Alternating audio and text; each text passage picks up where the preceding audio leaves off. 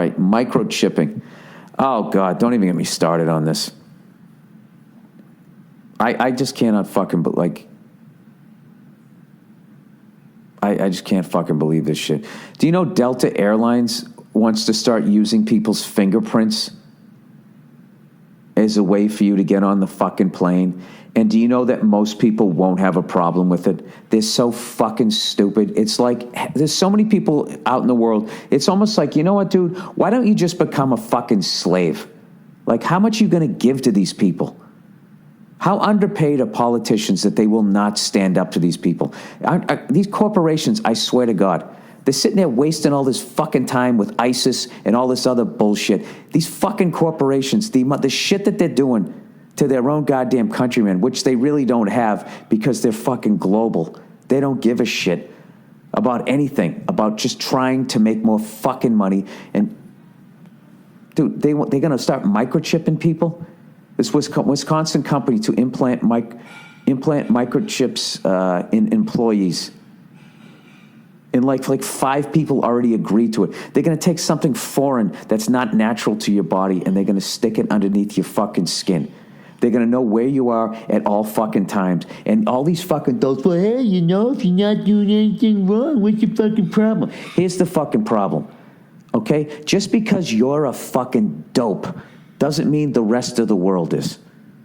Okay? I think it's safe to say that me and everybody else listening to this thing for the most part was not as smart as fucking George Washington, right?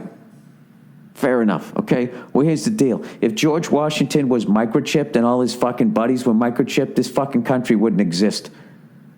Because they would have known where he was, they would have gone over there, and they would have fucking killed him, and that would have been the end of the fucking rebellion. So what you're doing is you're having faith that these fucking people at the top who have not even remotely demonstrated on any fucking level at any point in history that they give a flying fuck about anybody other than themselves you're gonna turn over that level of power. You're gonna get fingerprinted by Delta fucking Airlines like you've committed some sort of a fucking crime. A fucking airline is gonna have your fucking fingerprints? Who in the fuck did they think they are? Do you know when I went to buy my car, they asked for my thumbprint? I was like, I'm not giving my fucking fingerprints to you're a car dealership. They go, well, this is to protect you. No, it isn't, you douche. You're going to sell this to somebody. It's part of my profile. I think they're all sharing information about you, what you buy, where you live, what your social security number is, your fucking fingerprints. They're going to get it all the way down to your fucking DNA. I don't know. And these politicians will not push back on any level because the president makes $500,000 a year. That's the highest paid political office, is $500 fucking grand a year. And they need $100 million to get the job. I don't have $100 million. You don't have $100 million. Corporations do, and that's who they owe it to. So they just look the other fucking way. And what do? They sit there and they shit on fucking comedians, constantly going after. Do you hear what he said about Caitlyn Jenner? And they look the other way with pharmaceutical companies handing out fucking opiates like they're giving out flyers to some sort of jam band. And now we got this heroin fucking problem. They don't give a fuck. They don't say anything about it.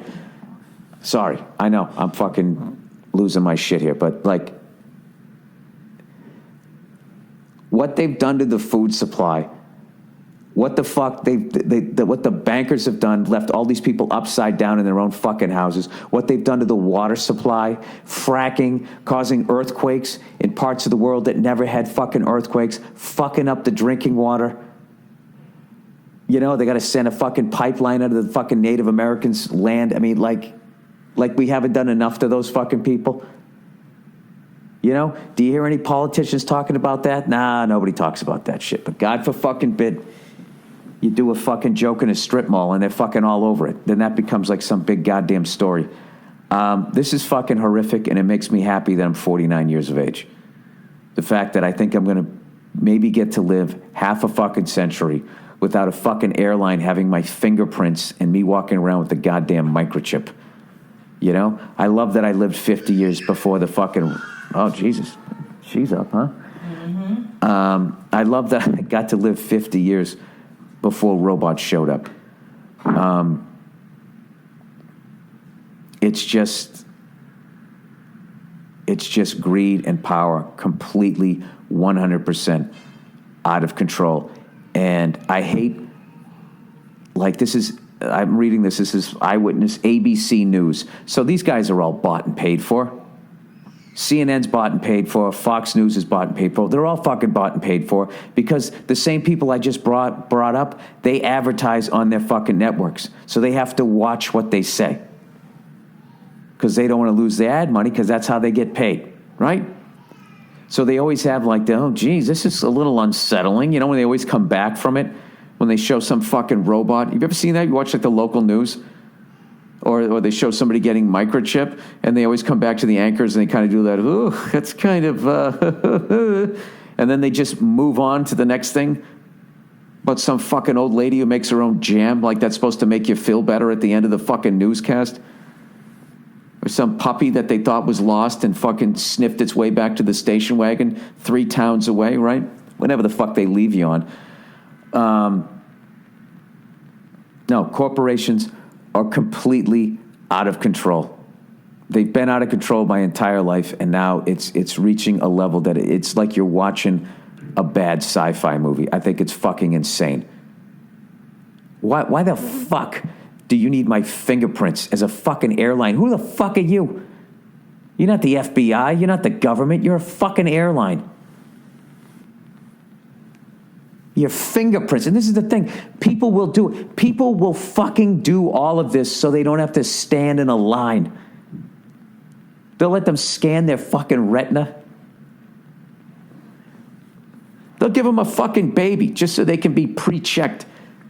That's all you got to do. You just hold a little cookie out and the average fucking mouth-breathing fucking moron. But you know something? I swear to God, I mean, this is really cynical, but you walk around and I swear to God, half the fucking people should be microchipped. You should know where these fucking idiots are. I'll never forget that guy galloping sideways on that Trump rally, screaming at all these stupid liberals, going, fuck political correctness, build the wall, as he's fucking galloping. Like that was going to make his life better. Like that was what was holding him back. I swear to God, like, I don't give a fuck how dumb you are. You have to know as a white dude, if you were born in the United States of America, okay, you're not going to get a better starting block than that, all right? And if you can't figure out some sort of game, I mean, if you're going to fucking blame anybody, why are you going to look down? You got to go up. That's what's fucking you over. Democrats and Republicans fucking you over. I just don't get how people don't see that. But I'm like most people. I feel like my ideas are right and no one else has a good point.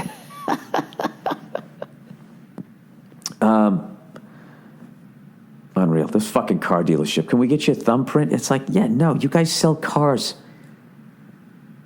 You understand that? You guys lie for a living. Other salesmen who lie for a living turn the other way. Turn the other way when they see a car salesman. You're like the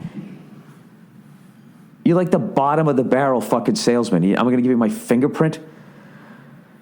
You know why they say they wanted my fingerprint? They go, just in case somebody comes in and tries to, is an imposter and pretends that they're you and tries to buy a car. And I just looked at the guy and I was like, you know what? I'm going to take my chances on that.